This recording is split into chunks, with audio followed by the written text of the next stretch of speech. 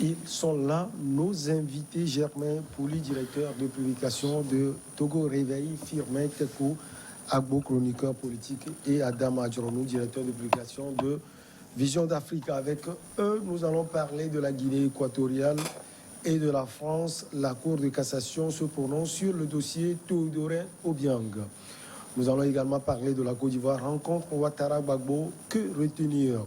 Mali, un chronogramme et le respect des échéances électorales pour une transition réussie. Et puis on termine par le Togo, comme d'usage, séminaire gouvernemental, les nouvelles orientations. Chers invités, merci de répondre à notre invitation.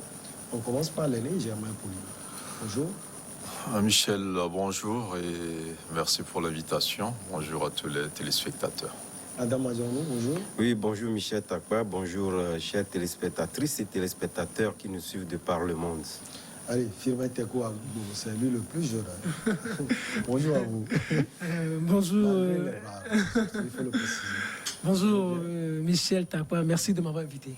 Allez, on commence donc par la Guinée équatoriale. En France, la Cour de cassation se prononce sur le recours de Théodorin Obiang, vice-président de la Guinée équatoriale, reconnu coupable l'an dernier d'être constitué un patrimoine de plus de 150 millions d'euros frauduleux. Alors, Adam Adjoronou, ce n'est pas seulement la France. On a vu un dossier lié au vice-président de la Guinée équatoriale, également en Grande-Bretagne, ou bien au Royaume-Uni. Un autre dossier également aux États-Unis d'Amérique. Oui, nous constatons que les puissances occidentales sont beaucoup plus regardantes sur les biens mal acquis sur le continent africain, puisque la plupart du temps, c'est ce continent-là qui est indexé en matière de mauvaise gouvernance et par ricochet, et donc de biens mal acquis sur ceux qui gouvernent aujourd'hui nos pays. Ces dirigeants-là, même si aujourd'hui la chose n'a plus l'ampleur qu'elle avait par le passé, il faut questionner un peu le passé. C'est ce qui fait qu'aujourd'hui, la justice française estime que par rapport à ce dossier qui était brûlant entre temps et qu'on avait mis sur éteignoir, il a fallu donc ressusciter ce dossier. Mais c'est la question de procédure. Quelle est la juridiction compétente pour donc statuer sur ce dossier qui se pose? Mais au même moment, on sait que si la latitude est donnée donc à la justice Guinée et équatorienne pour donc statuer sur ce dossier, forcément cela n'aboutirait pas, pour ce que tout le monde sait.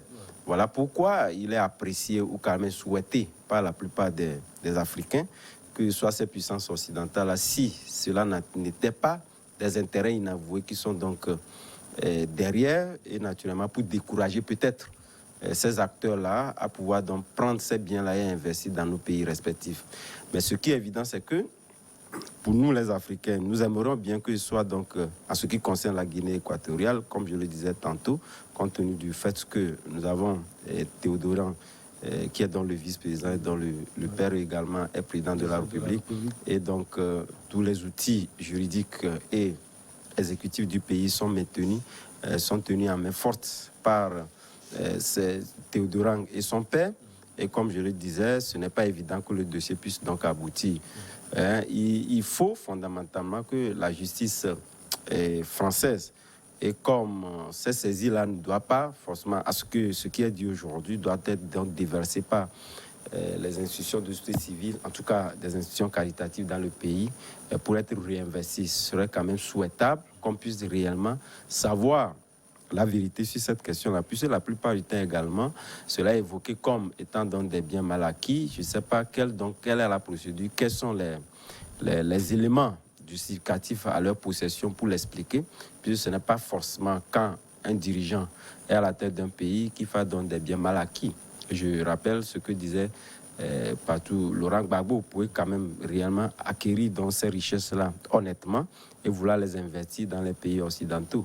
Mais comme je le disais tantôt, étant donné que nous sommes la plupart du temps indexés comme étant des pays où la malversation, la mauvaise gouvernance tiennent la dragée haute dans nos pays, on a toujours tendance à croire que ces dirigeants-là sont dans des biens mal acquis qu'ils viennent investir dans les pays occidentaux. Donc je pense que pour nous, il est très important qu'on puisse réellement donc statuer sur cette question et réellement situer les responsabilités. Et si tel est que il est avéré que Théodorant a véritablement fait mes bases sur les ressources du pays et qui a donc eu à investir à l'international, il faudrait constituer l'opinion. Mais ce qui est important, c'est qu'aujourd'hui, je crois qu'en ce qui concerne la Guinée équatoriale, pour ceux qui ont fait le déplacement dans ce pays-là, contrairement à ce qui est dit, il y a eu des investissements qui se font énormément, aussi bien par la famille ou bien dans ce pays. Et lorsque vous y allez, ce n'est pas... Qu'est-ce qui se passe actuellement, surtout... Oui, on est d'accord, puisque lorsque, disons, ces biens-là sont calculés à des milliards de nos francs CFA, ça pose réellement donc des interrogations. Voilà pourquoi je dis qu'il est bien de pouvoir, bien séant, de pouvoir donc statuer sur ça. Mais au même moment, je pense qu'il y a une vision un peu caricaturale de la chose où on essaie de jeter la famille Obiang à la vindicte populaire, compte tenu du fait qu'on se dit, voilà, les ressources du pays sont rapatriées à l'extérieur, etc. Donc, c'est pour nuancer un peu. C'est vrai qu'on peut, bon, nous n'avons pas les éléments tout à l'heure à nos possessions pour l'expliquer si nous sommes en face d'un bien mal acquis, mais au même moment, je reconnais qu'il y a des efforts d'investissement qui se font sur place. Ouais.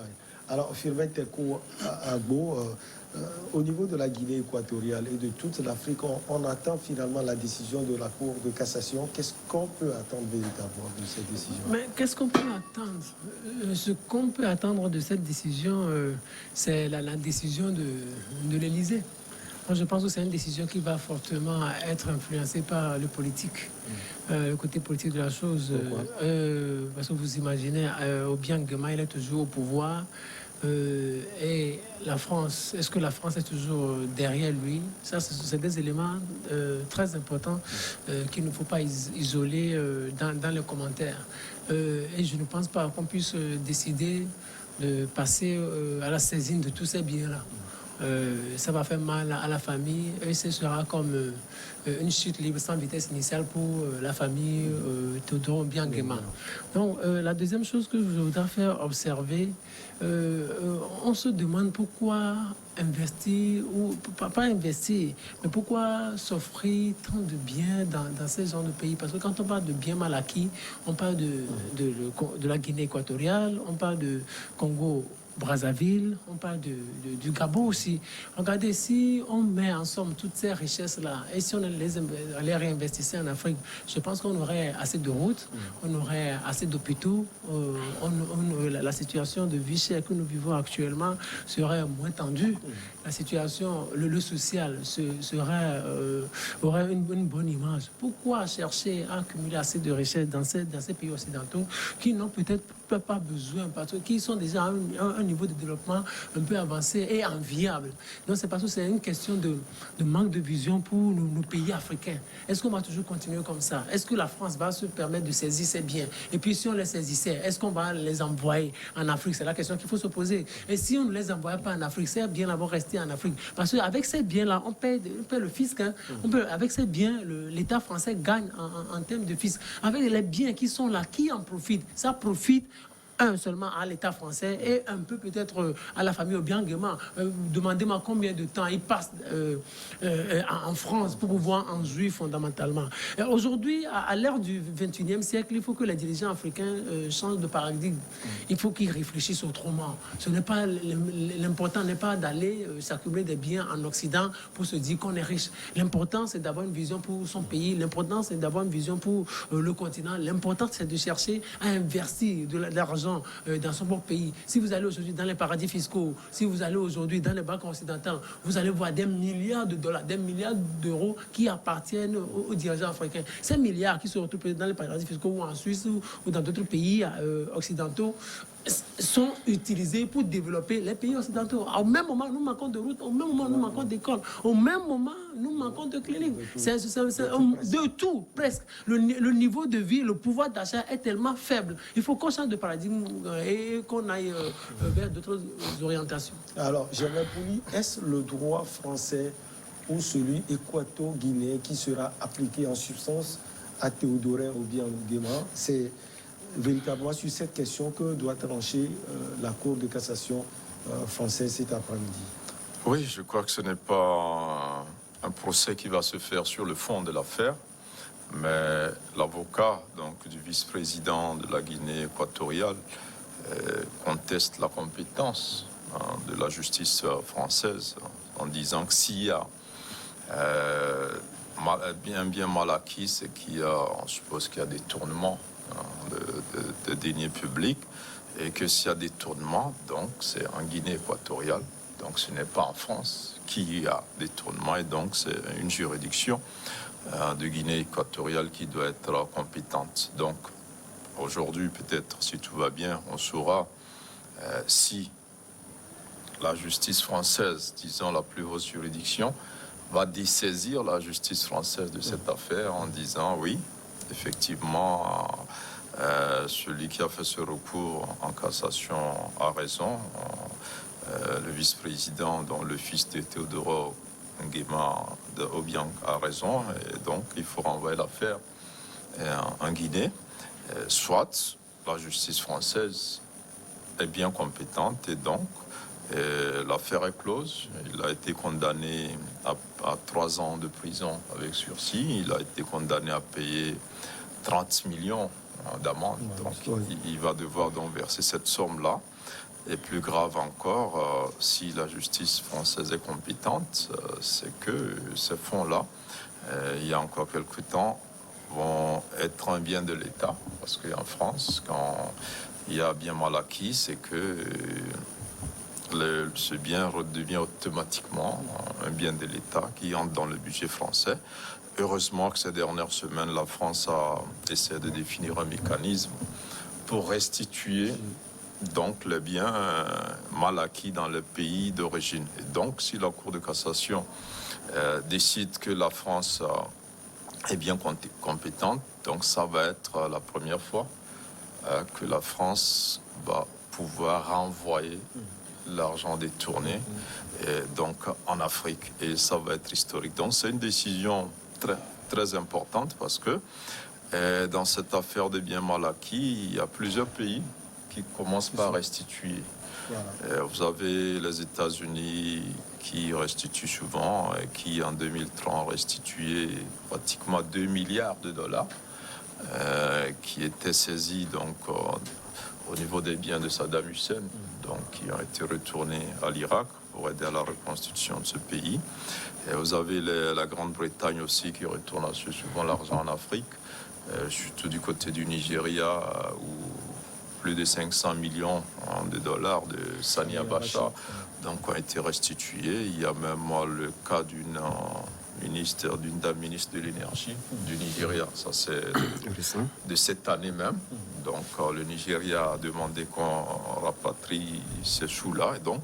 Et la Suisse aussi, qui régulièrement renvoie. On a vu l'argent de l'ancien président Moussa Traoré qui a été rapatrié 2 millions de dollars au Mali.